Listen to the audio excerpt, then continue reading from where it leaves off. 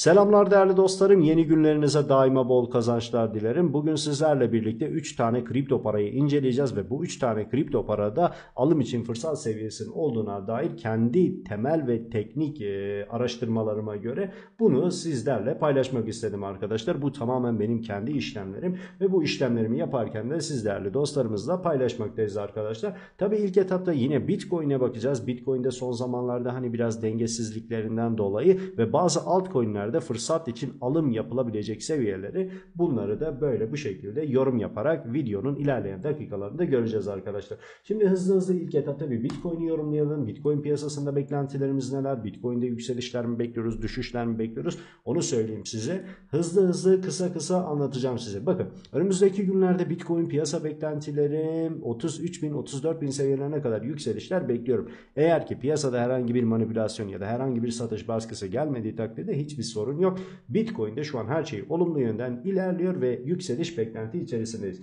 Bu durumda eğer Bitcoin'de herhangi bir çakılma ya da herhangi bir sıkıntı gelmediği takdirde bazı altcoin'lerde de tabii ki alım fırsatı var ve bu alım yapabileceğim bazı altcoin'leri sizlerle paylaşmak istedim arkadaşlar. İlk etapta Matic olarak baktığımızda majör destek seviyelerinde oldukça iyi ve boğa tetiklenmesinin olduğunu görüyoruz. Fakat piyasasında bir para yok ama yavaştan hani bunlar bir alıcıları tetikleyen seviyeler olduğunu söylemekteyim. Örnek veriyorum, bugün malı 56 ya da 57'lerden aldığımı varsaydığımda orta vadeden satış yapabileceğim seviyeler, beklentim önümüzdeki günlerde 80 sent veya 90 sent seviyelerine kadar yükselişler bekliyorum ve Polyana'yı da yani Matic'i da burada değerlendirmek istedim.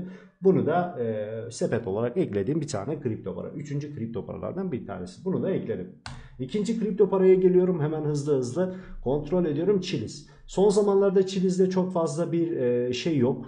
Hiç hareketlilik yok. Yaprak kımıldamıyor. Hani birçok altcoin'e baktığımızda yaprak kımıldamıyor ama Chiliz'de hiç Allah rızası için yaprak kımıldamıyor. Ama birçok altcoin'lere baktığımızda hani Chiliz bazı kripto paralardan daha şerefli, namuslu diyebilirim size.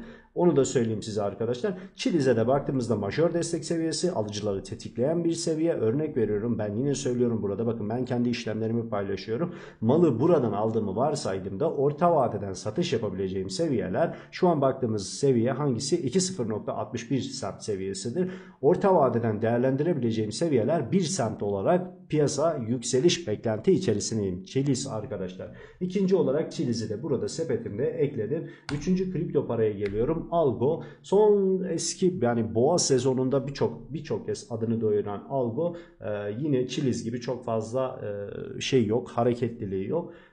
Yaprak kımıldamıyor. Bunda da durumlar aynı ama yine bir majör destek seviyesinde olduğunu görüyoruz ve bu kripto paradan da güzel bir atak bekliyorum önümüzdeki günlerde. Bu ortalama ne kadar sürer? 2 ay 3 ayda falan sürebilir ama orta vadede değerlendirebileceğim kripto paralardan bir tanesi olduğunu da söyleyeyim. Örnek veriyorum, yine baktığımızda malı 1 semt seviyesinden aldığımı varsaydığımda orta vadeden satış yapabileceğim seviyeler 0.16 semt seviyesinden satış yapabilirim ya da talep artması durumundan biraz daha talep artarsa dahi bile Algo piyasasında 18 semt seviyesine kadar yükseliş bekliyorum arkadaşlar. Şimdi gelelim asıl olaya. Şimdi arkadaşlar birçok altcoin'lere biliyorsunuz hani para bir oradan bir buraya geçer değil mi? Şimdi genel baktığımızda birçok altcoin'lerde hareketlilik yok. Neden? Çünkü piyasada para yok. Para girecek, ondan sonra yükselecek.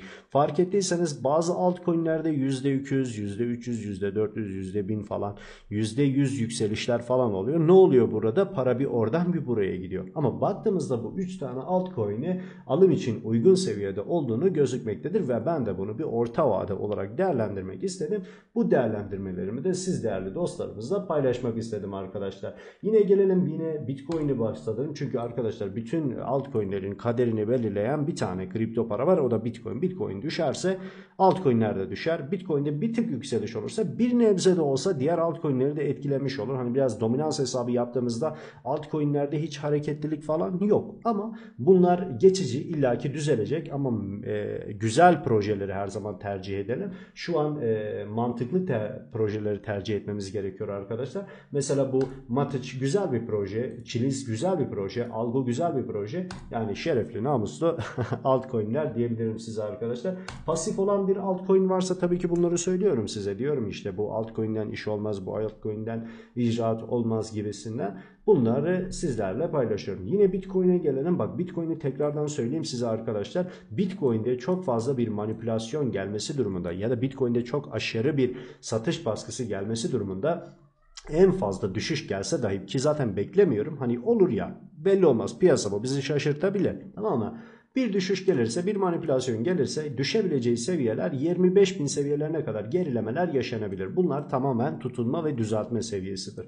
Ama Bitcoin'de şu an baktığımızda hani ufak tefek birkaç düzeltmesini yapabilir. 27.000 veya 26.500 seviyelerinde tutunma ve düzeltme olarak düzeltmesini yapıp da yine kafa yukarı doğru götüreceğinden emin olarak piyasanın yükseliş olacağına dair bir yorum eklemek istedim sizlere arkadaşlar. Önümüzdeki günlerde yine kademeli olarak yükseliş beklentilerim 33.000 34.000 seviyelerine kadar yükselişler bekliyorum arkadaşlar. Bakın kesinlikle şu düşüncede olmayalım. Hani kesinlikle işte Bitcoin 100.000 dolara gidecek, 1 milyon dolar olacak değil arkadaşlar. Bunları her zaman kademeli olarak düşünmemiz gerekiyor.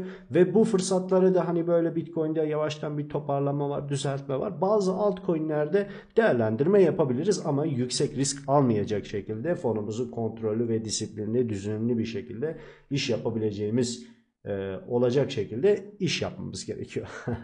Evet, bu 3 tane kripto parayı, altcoin'leri siz değerli dostlarımızla paylaştık. Umarım video size yararlı ve bilgilendirici gelmiştir. Kanalımıza destek olmak istiyorsanız da videomuza bir tane beğeni atmayı ve abone değilsek de abone olmaya davet ediyorum dostlarım. Hoşça kalın, daima bol kazançlarınız olsun. Bir sonraki videoda tekrardan görüşmek üzere.